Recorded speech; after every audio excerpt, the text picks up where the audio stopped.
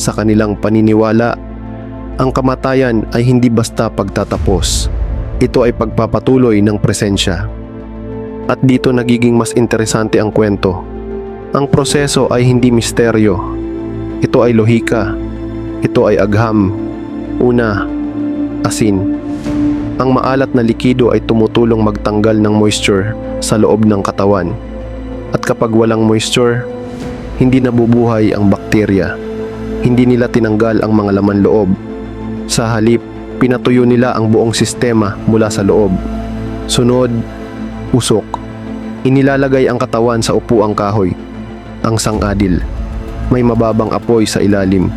Hindi ito kremasyon. Hindi ito pagsusunog. Ito ay mabagal, kontroladong pagpapatuyo. Inaabot ito ng linggo, minsan buwan, hanggang sa halos 70% ng tubig sa katawan ay mawala. At pagkatapos, pinapahiran ng mga katas ng halaman na may natural antibacterial properties. Hindi nila tinawag itong antimicrobial, pero alam nila kung ano ang gumagana.